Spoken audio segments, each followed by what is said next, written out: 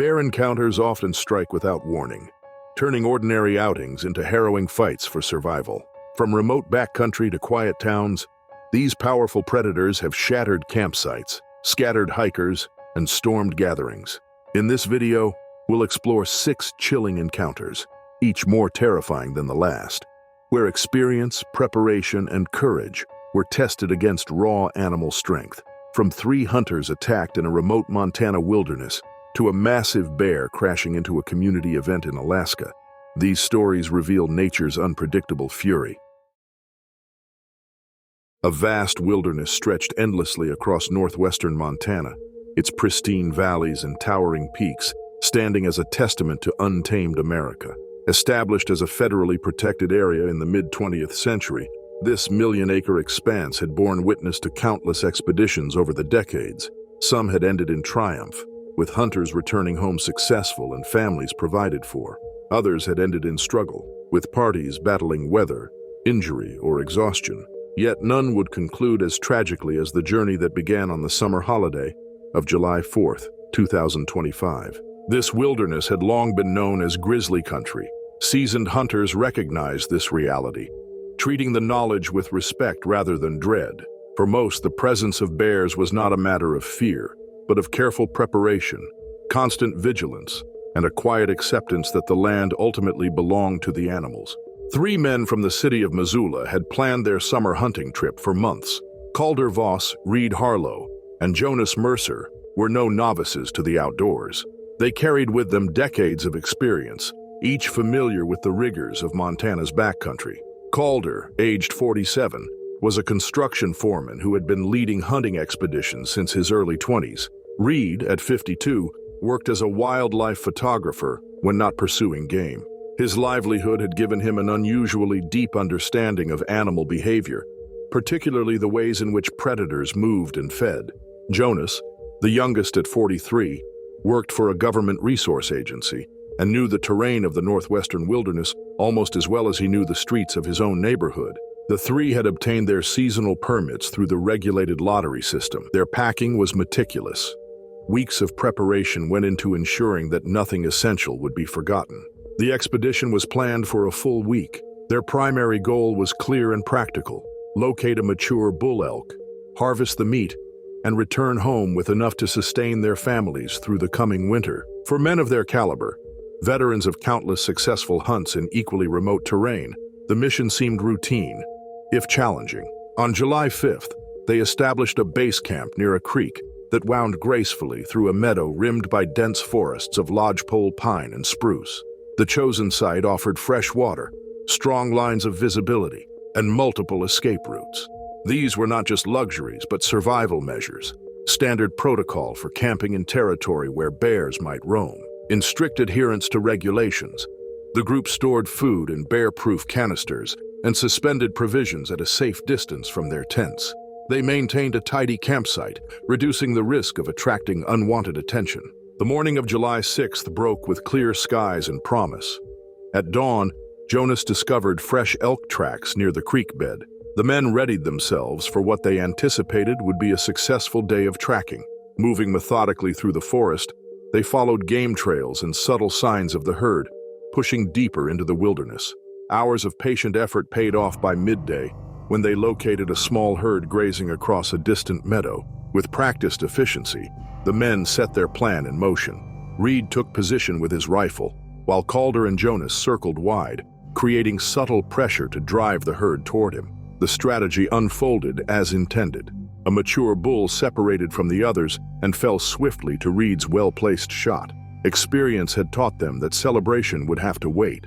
The men worked quickly to field dress the animal, knowing full well that the scent of blood carried far on the summer air and could draw predators with alarming speed. They had completed roughly half the butchering when the silence of the forest shifted. Jonas noticed first. Birds that had been calling fell quiet. The rhythmic background of the wilderness seemed to withdraw, replaced by a tension that prickled at the edge of awareness. Moments later, the predator revealed itself. From the shadow of the timberline emerged a grizzly bear of immense size, later estimated by officials at more than 600 pounds.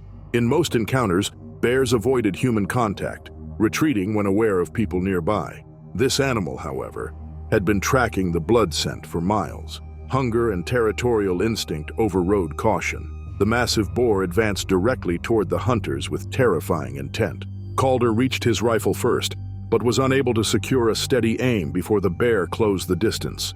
With shocking power, the animal struck, its claws raking across his torso and slamming him against a spruce trunk. Reed attempted to recover his weapon, but the bear pivoted with unnerving agility for its bulk. A single blow from its paw sent Reed collapsing beside a fallen log, his body motionless. Jonas, positioned at a slight advantage, managed to fire twice, yet the bear's thick hide and dense fat absorbed the rounds with little effect. The enraged predator turned on him, jaws clamping brutally into his shoulder. Shaking him with violent force, the bear flung Jonas aside as if he were weightless. However, Jonas managed to crawl behind a large boulder, severely wounded but still alive. His shoulder was torn and bleeding heavily, but he remained conscious as the massive bear turned its attention back to the elk carcass. From his hiding position, Jonas witnessed the grizzly establish complete dominance over the kill site, feeding and marking its territory. The entire sequence of violence lasted less than 3 minutes, but Jonas observed the aftermath unfold over several hours. The bear remained near the carcass, occasionally checking on Calder and Reed's motionless forms. When the animal finally moved deeper into the forest, Jonas attempted to help his companions, but both men had succumbed to their devastating injuries. Despite his own severe wounds, Jonas managed to activate the group's emergency satellite communicator, providing rescuers with precise coordinates and a detailed account of the attack. His testimony would prove crucial for wildlife officials attempting to understand the incident. When the men failed to check in via satellite communicator on July 7th, concern spread rapidly among their families. However, Jonas had managed to send one final transmission before losing consciousness, alerting authorities to the attack location. These were not careless men. Their absence from scheduled communication suggested serious trouble. Authorities were contacted, and search teams mobilized immediately, aware that time was critical in wilderness emergencies.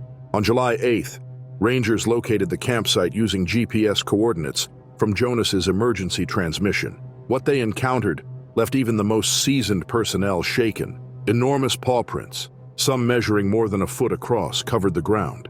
Camping equipment lay shredded and scattered. Rifles were bent beyond function. Backpacks were torn as if by blades.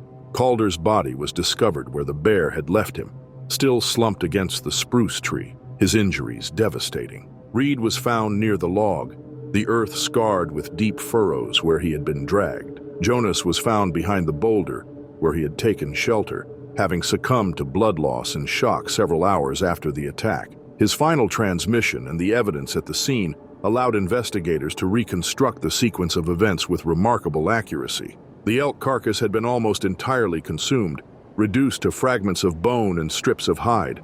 Every scrap of meat was gone. Evidence suggested the bear had remained in the area for more than 24 hours following the attack, guarding its prize and ensuring that no scavengers approached. Wildlife officials were able to piece together the attack details from Jonas's emergency transmission, the positioning of the bodies, and physical evidence at the scene. The animal was determined to be a dominant male, likely defending both territory and food. The bear had probably been shadowing the herd well before the hunters arrived, making the fatal encounter all but inevitable once the elk was killed. The tragedy served as a stark reminder of nature's unpredictability. Even the most skilled and prepared outdoorsmen remained vulnerable when confronted with the raw power of wilderness predators. This remote corner of Montana had reclaimed 3 lives, underscoring a truth long known but often overlooked. In grizzly country, humans were never truly at the top of the food chain.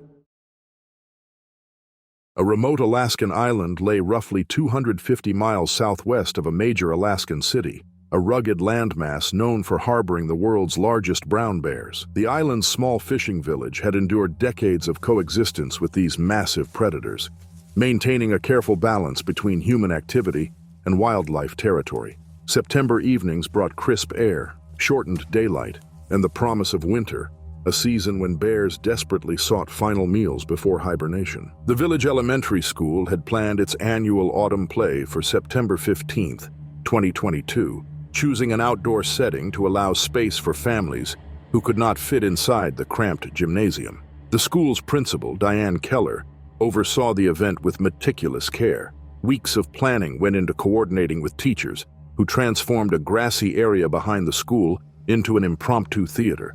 Students had practiced tirelessly, crafting animal costumes from donated fabric and painting plywood backdrops designed to evoke forest scenes filled with tall trees and wildlife. Parents and siblings arrived early, eager for the children's performance.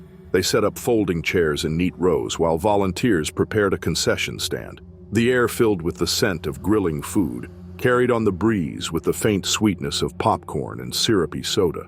Children laughed nervously behind the makeshift stage, rehearsing lines one final time. 23 families gathered in total, ready to watch their children perform a story about woodland animals and the cycle of seasons. None realized that a very real creature of the forest was drawing closer. A massive brown bear, later estimated at nearly 800 pounds, had been roaming the village perimeter for days. Its extraordinary sense of smell had caught the aroma of food from more than a mile away, guiding it steadily toward the school grounds. Bears of this species required vast caloric intake before winter denning, and this particular male had struggled to find sufficient salmon runs to support its size. Hunger drove it closer, overriding instinctual caution. The play began at 7 o'clock. A group of 8-year-old students stepped onto the grass, reciting verses about woodland creatures preparing for winter. Parents proudly recorded the performance on their phones, while younger siblings shifted restlessly in their chairs. The volunteer cook, a local fisherman named Tobias Brennan, remained at the grill behind the stage, turning hot dogs as aromatic smoke drifted across the gathering. From the tree line bordering the schoolyard, a dark shape emerged. Principal Keller noticed first. Years of life on the island had sharpened her instincts, and she recognized both the animal's size and the dangerous hunger that accompanied its steady approach. The bear moved with intention rather than hesitation, a sign of habituation to human food sources, always the most dangerous kind of wildlife encounter. She understood immediately that the outdoor performance could not continue. Rather than risk panic among families, she took control with calm authority, interrupting the event and directing everyone to move inside the gymnasium. Teachers reacted quickly, guiding confused children away from the plywood scenery, while parents hurriedly gathered belongings and younger siblings. The bear advanced with greater urgency once the scent of grilled meat intensified. Its patience dissolved. With shocking speed, it charged into the performance area. In an instant, weeks of after-school creativity shattered. Plywood backdrops splintered beneath the weight of its charge, and carefully painted scenery depicting cartoon-like trees and animals crumpled under its massive frame. Folding chairs toppled as families rushed for safety, parents scooping up children and ushering them toward the building's entrance. Brennan, positioned at the grill, suddenly found himself between the bear and the scattering crowd. Retreat was impossible. The bear lunged at the concession stand with a swipe powerful enough to scatter hot dogs, popcorn containers, and soda cans in every direction. Realizing noise was his only defense, Brennan pulled a bear banger, a small explosive device carried by many residents of the island for emergencies, from his tackle box. He ignited and launched it near the animal's feet. The device detonated with a sharp crack that echoed across the bay, smoke rising as the smell of gunpowder filled the air. The bear reared onto its hind legs, towering nearly 10 feet above the crushed concession tables. Its head swung between the fleeing families and the source of the explosion, momentarily disoriented by the unexpected resistance. Principal Keller, standing at the gymnasium entrance, made herself visible by waving her jacket and sounding a whistle. Her goal was to distract the bear and draw attention away from families still moving through the doorway. Her boldness provided a critical buffer of time. Parents hurried their children inside, while teachers conducted frantic head counts, ensuring no one remained outside. The combination of sharp noise, erratic movement, and the sudden absence of readily accessible food ultimately convinced the bear to withdraw. It dropped to all fours, retreating toward the tree line. Several times it paused, glancing back at the wreckage it had created. Then it vanished into the forest. The ordeal had lasted fewer than 5 minutes, yet it felt seared into memory for those who experienced it. Once safely inside the gymnasium, relief mingled with shock. Children cried openly, and adults tried to comfort them while concealing their own trembling hands. Remarkably, no one had been physically harmed. Still, the outdoor stage lay in ruins. Costumes were trampled into the grass. Backdrops were torn and splintered. The concession stand resembled a disaster zone of overturned tables, scattered food, and broken equipment. Local authorities arrived within an hour to assess the situation. Incident reports documented the bear's behavior and the community's response. Wildlife specialists confirmed what residents already suspected. The animal displayed signs of food conditioning. It had likely been exposed to human food sources in the past, making it bolder and more determined. Officials recommended stricter precautions during outdoor gatherings and urged the community to develop detailed bear-aware protocols for future events. In the weeks that followed, the failed school play became part of village memory. Parents retold the story to new residents. Children, though shaken at the time, grew proud of their resilience. Teachers praised Principal Keller's composure, crediting her actions with preventing chaos from spiraling further. The students eventually performed their play indoors, completing the story of woodland animals in safety, though the atmosphere carried a new edge of seriousness. The episode reinforced a hard truth long understood by island residents. The land belonged as much to the bears as to the people. No amount of planning could erase that reality. The 2022 incident became a lasting reminder of coexistence's fragile balance. A story of a night when the wilderness itself interrupted human performance, when a real forest predator stole the spotlight from painted backdrops and costumed children. The rugged wilderness of Sakhalin Island is a place of contrast, an industrial frontier carved into thick forests, where oil-field camps dot the shoreline. The region is remote, cold, and heavily forested, a place where human development and wildlife constantly overlap. For the men stationed here, the work was tough, but routine. Most days were a cycle of labor on the rigs, meals in the camp, and occasional hikes through the surrounding woodlands to clear their heads. In late summer, the men had grown accustomed to seeing signs of bears in the area. Large footprints marked the soft earth after rain, and overturned trash bins sometimes gave away nighttime raids. To the workers, the animals were a looming presence, usually unseen, but never forgotten. Despite this, there was little formal guidance on safety. Bears were regarded more as a distant risk than an immediate threat, and most of the men carried on with their routines, unarmed and unprepared. Ivan, a veteran worker, often walked the forest trails during his downtime. He found peace in the quiet surroundings, away from the constant hum of machinery. On a gray afternoon, as low clouds settled over the tree line, he decided to take one such walk.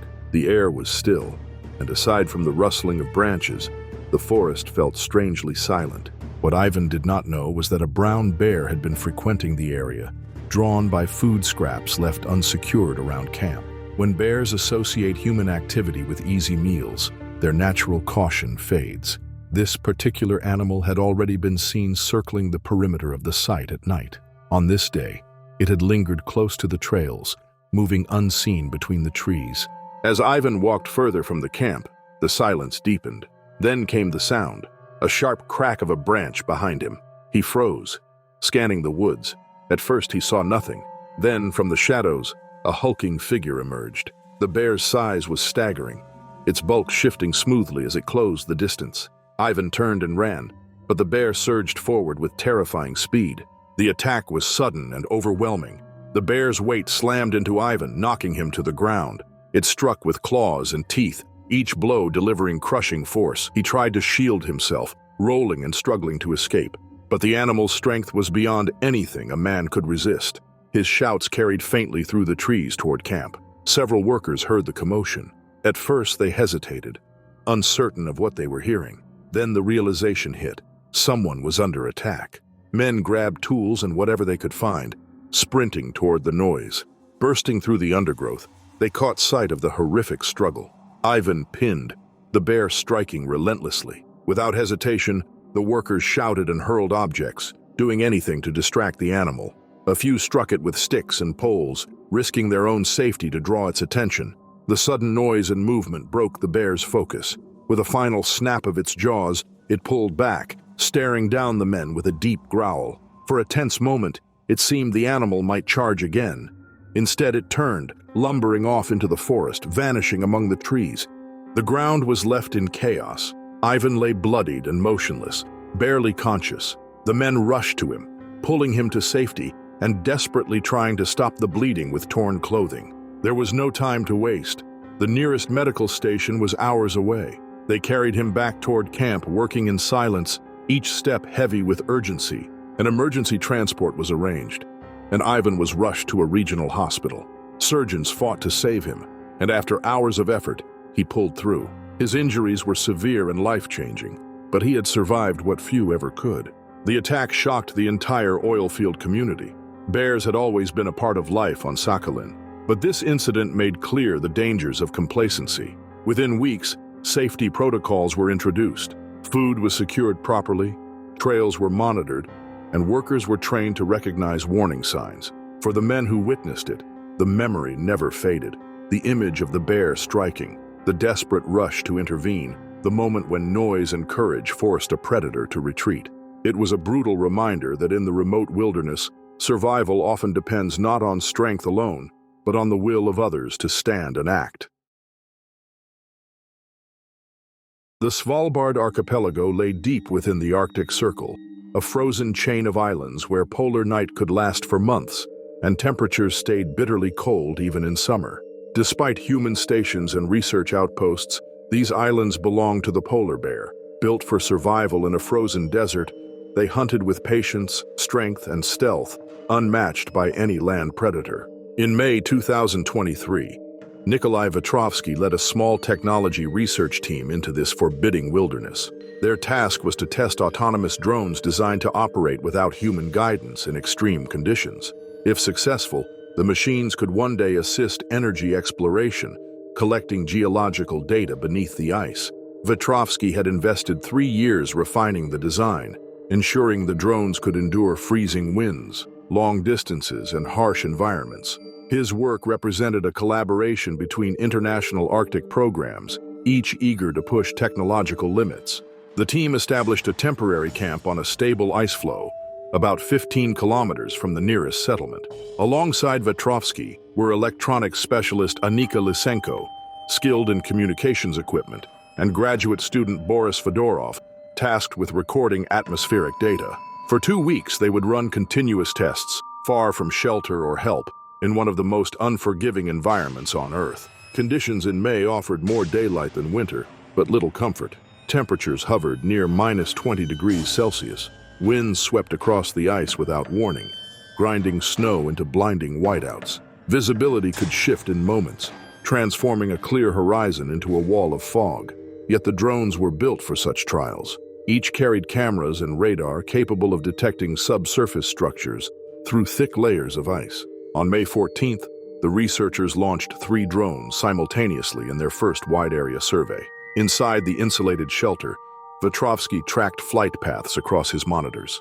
Lysenko monitored transmission strength, adjusting when signals weakened. Fedorov logged weather fluctuations and atmospheric interference. The test appeared successful. The machines flew steadily, endured the cold, and returned clear readings.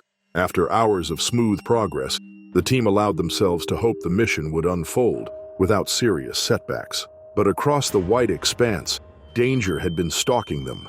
A massive male polar bear, weighing well over 1,400 pounds, had trailed their scent for more than 6 hours. Patient and silent, it padded across the ice with the endurance only its kind possessed. These predators could detect prey kilometers away and close the distance without a sound. For the bear, the humans represented an opportunity, and it had been waiting for the right moment to strike. That chance came when one of the drones malfunctioned. A GPS error forced it into an emergency landing just 50 meters from the shelter. Recovery was urgent. Losing the equipment could cripple their project. Vetrovsky prepared to retrieve it, while Lysenko kept communications steady with the remaining airborne drones. Outside, fog had thickened, veiling the horizon in shifting gray. The polar bear, its white coat blending perfectly into the frozen landscape, crept closer. Wide paws spread its weight so evenly across the crust of snow that even fragile surfaces held firm. When Vetrovsky stepped outside the shelter, the predator launched from less than 30 meters away. Despite its immense size, The bear sprinted at nearly 40 kilometers per hour. The distance vanished in seconds. Before Vetrovsky could react, the animal slammed into him with crushing force, knocking him backward into the tent frame. Canvas ripped, metal poles bent, and his body was pinned beneath hundreds of pounds of muscle. Claws raked his arm and shoulder, shredding fabric and drawing blood that stained the snow bright red. The attack might have ended instantly had the others not acted. Lysenko, without hesitation, grabbed a propane heater and swung it at the bear's shoulder. The blow caused no real injury, but the noise and movement startled the animal enough to break its focus. That moment gave Vetrovsky time to reach the flare gun holstered on his belt. He fired into the air. A blazing red flare streaked above them, hissing and crackling, smoke drifting through the fog. The sudden explosion of light and fire disoriented the predator's senses. At the same time, Fedorov activated the emergency beacon and shouted, creating more confusion. For several long seconds, the bear loomed over them, muscles rippling, jaws snapping close enough to strike. Then, surrounded by unnatural fire, noise, and human resistance, its calculation shifted. Even the Arctic's most dominant hunter weighed risk against reward. Slowly, the animal stepped back. Massive paws pressed prints deep into the snow as it withdrew into the fog. Within moments, it was gone, leaving only silence and the tracks of its charge. The danger had passed, but the mission was over. Vetrovsky's wounds were bound as the team prepared for emergency evacuation. The drones lay scattered and broken on the floe, abandoned where the bear's attack had crushed them. Hours later, helicopters carried the group back to safety. Scars would remain, both on Vetrovsky's arm and in the team's memory. Their research ended not with technological triumph, but with a stark reminder: in the frozen Arctic, humans are only visitors. The land belongs to the predators that have ruled it for millennia. The vast wilderness of northwestern Wyoming stretched across millions of acres, where grizzly bears had lived long before human arrival. This immense ecosystem contained one of the largest bear populations in the continental United States, with more than 700 animals roaming remote valleys, mountain slopes, and river corridors. June marked the height of activity for these powerful predators as they emerged from winter dens, driven to feed heavily during the brief window of summer abundance. Among the humans venturing into this environment was Elliot Vance, who had organized a hiking expedition to celebrate completing graduate studies at a university in Colorado. 26 years old and trained in geology, he had invited 3 close friends to accompany him on a week-long backpacking journey through some of Wyoming's most striking mountain country. His companions included Mara Quinlan, a 24-year-old environmental science student, Dexter Harlow, a 27-year-old photographer eager to capture dramatic landscapes, and Isla Renner, a 25-year-old wilderness guide from Montana with years of backcountry experience. Together, they planned a route that would lead them along a river corridor framed by dense stands of spruce and pine. Their ultimate goal was a remote waterfall Isla had discovered during earlier expeditions, a dramatic cascade plunging more than 200 feet through a granite cliff. Reaching it would require 3 days of steady hiking through country, where encounters with grizzlies were not only possible but expected. By the morning of June 12, 2024, the group had traveled nearly 15 miles along the rugged trail. They reached a narrow stretch, hugging the river where trees pressed close to the path, creating a natural corridor with visibility limited to only a few dozen meters ahead. The roar of rushing water dominated the soundscape, muffling the usual forest noises that might have warned them of approaching wildlife. Unseen by the group, a massive grizzly had been working this same corridor for several days. Weighing more than 600 pounds, the animal fed on the first salmon of the season and on fresh vegetation sprouting after winter snowmelt. Possessing the territorial instincts of a dominant male, it reacted strongly to the scent of humans carried on shifting winds. Curiosity, mixed with aggression, drew it closer. The hikers paused at a scenic overlook where the river dropped through granite pools, providing a perfect place to rest and photograph the dramatic terrain. Dexter set up his camera equipment near the shoreline while Mara and Isla explored the rocks to view the water from different angles. Elliot studied their topographic maps, confirming their position in relation to their planned destination. Lunch supplies came out: energy bars, dried fruit, trail mix, While the group had followed all recommended safety guidelines by storing food in appropriate containers, the simple act of handling meals left odors on clothing and gear. Such scents, undetectable to the humans, carried easily across the forest and reached the nose of the bear, now closing in on them. Moving silently, the animal advanced through cover, using the wind to its advantage. Despite its size, it was capable of extraordinary stealth, pushing through brush without a sound. The constant roar of the river concealed any noise it made. With each step, the distance shrank until only a screen of trees separated predator from prey. Isla, drawing on her guiding experience, noticed movement upstream. A dark shape emerged between spruce trunks, and she immediately recognized the deliberate manner of its approach. This was not casual foraging.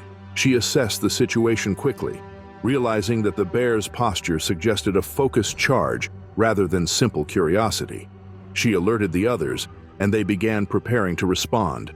The bear erupted from the trees with astonishing speed. Its massive body crossed the rocky terrain effortlessly, propelled by muscle and momentum. Dexter, positioned closest, tried to retreat toward the water, but the predator reached him first. A powerful forepaw swept across his back, the blow sending him sprawling across wet stones. His camera and gear flew apart in every direction, and his pack split open under the tearing claws. Elliot reacted by thrusting his aluminum trekking pole toward the animal's head. The strike bent harmlessly against thick fur and hide, achieving little more than a brief distraction. The bear shifted its focus instantly, striking Elliot with another swipe that tore through fabric and ripped into his shoulder. He fell hard across the trail. Mara rushed to help Dexter, pulling him behind a large downed log while blood seeped through slashes in his pack. Isla grabbed her metal water bottle and hammered it against rocks, creating loud clanging sounds meant to confuse and deter the predator. For long moments, the bear loomed over the group, muscles rippling, jaws parted, the ground vibrating under its weight. At last, faced with three determined humans making noise and resisting instead of fleeing, the grizzly's calculations shifted. These intruders were not easy prey. Slowly, the animal turned, retreating with measured steps into the shadowed forest. Deep tracks in the soil beside the river marked where it had stood before vanishing into the trees. The hikers wasted no time. Their plans for reaching the waterfall were abandoned. First aid supplies came out quickly. Elliot's shoulder wound was bandaged as best as possible, and Dexter's torn back was cleaned and wrapped. Both men were in pain but able to walk. The group began the long return journey towards safety. They carried emergency communication devices and soon managed to summon help. Authorities arrived to escort them from the backcountry. Medical staff treated the injuries at the trailhead, noting that both men would recover without lasting damage. The bear, meanwhile, melted back into the wilderness, where it continued its natural cycle without further human interference. The incident became part of official records documenting human encounters with grizzlies in Wyoming's mountains. It underscored once again the unpredictability of such animals, even when visitors followed proper guidelines and safety procedures. Weeks later, Elliot and Dexter both healed fully, though the memory of the attack left a permanent impression. Torn packs and shredded equipment served as reminders of their vulnerability in the face of a predator evolved for dominance in this landscape. Mara and Isla, though unharmed physically, shared the same sobering perspective. Humans might enter the wilderness with careful preparation, but in the end, they remain temporary visitors in a world governed by forces far larger and far older than themselves. A rural mountain region in Pennsylvania had experienced steadily increasing black bear encounters during the early 2000s as suburban development pressed deeper into traditional wildlife territory. The forests covering these ridges and valleys offered prime habitat, yet expanding residential areas created inevitable conflicts. Bears searching for food discovered garbage cans, pet food, and outdoor grills, unsecured resources that drew them closer to humans. Each autumn, as the animals prepared for hibernation, their search for calories intensified, producing bolder behavior that frequently intersected with communities unprepared for such encounters. One such community hub was a rural gas station along a highway that wound through the mountains. Open since the late 1980s, it served as a refueling stop for travelers and truckers navigating the steep, forested roads. Until recently, The facility had not experienced major wildlife problems, though locals occasionally reported seeing bears at the forest edge. The owner had installed motion-triggered lights and cameras in response to vandalism, unaware that these tools would one day record a serious wildlife confrontation. On October 23, 2021, unseasonably warm weather kept bears active well past their usual seasonal slowdown. A mature male black bear, weighing nearly 350 pounds, had been moving across the valley for weeks, tearing into dumpsters and raiding unsecured food sources around homes and businesses.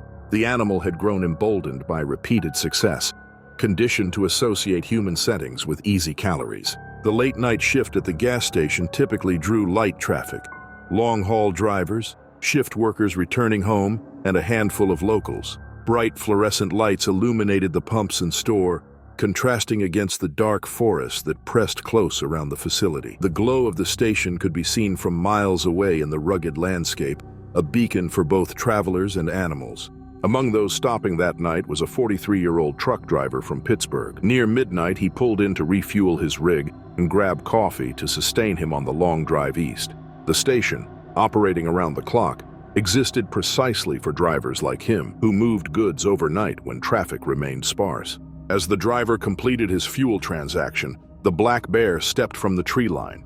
Its nose carried it across the lot, led by the smell of discarded food from the station's dumpster and snack odors left behind by customers.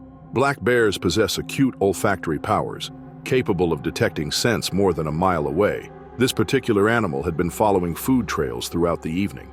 Inside, the store clerk spotted movement outside the window. She recognized the animal immediately, watching as it sniffed around parked cars. Vehicles often provided meals in the form of wrappers, groceries, or camping supplies left visible on seats, and the bear had clearly learned this association. The situation escalated when the bear climbed onto the hood of a small sedan. Its bulk shattered the windshield and dented the frame, glass scattering across the pavement as the animal pawed into the interior, searching for food. The sound of crumpling metal and breaking glass echoed through the lot, startling both the clerk inside and the few customers outside near the fuel pumps. The clerk reacted quickly, locking the store's doors and phoning county authorities. From behind the glass, she saw customers stranded at the pumps, including the truck driver, who stood between his vehicle and the growing chaos. The bear's attention shifted from the sedan to the convenience store itself, where concentrated food odors drifted through the glass doors. It lumbered forward, smearing mud and scraping deep claw marks across the transparent surface as it tried to force entry. The animal's frustration grew as the food source remained just beyond its reach. Meanwhile, the truck driver found himself cornered between his rig and the bear's advancing path. Retrieving a tire iron from his cab, he prepared to defend himself should the animal attack. The bear rose on its hind legs, towering nearly 7 feet beside the truck as it peered into the cab. When the driver attempted to intervene, the animal dropped back down and lunged with surprising speed. He swung the tire iron, but the bear's powerful paw struck his shoulder, throwing him backward onto the pavement. His work shirt tore as claws raked across the flesh, leaving deep scratches that bled immediately.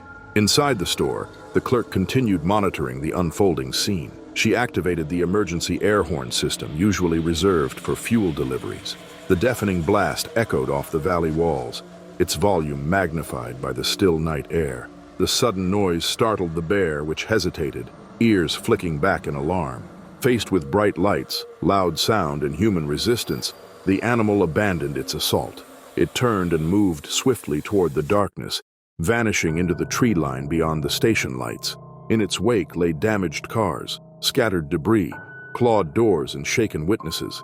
Emergency responders arrived within 20 minutes. Paramedics treated the truck driver's shoulder injuries, stitching several deep cuts. He was cleared to continue his route once stable, though the encounter left him shaken. His truck had escaped damage, but the incident would not soon be forgotten. Authorities filed reports and implemented new wildlife safety protocols for businesses in bear habitat. Requirements included bear-resistant dumpsters, stricter waste management, and staff training for dealing with wildlife incidents. The gas station owner invested in additional lighting, alarms, and reinforced waste enclosures to discourage future visits. The truck driver resumed his work routes but carried bear spray thereafter, maintaining heightened caution whenever he stopped at isolated stations during the night. Scars across his shoulder provided lasting evidence of how swiftly a routine stop could shift into a dangerous wildlife confrontation. State wildlife authorities investigated the situation thoroughly.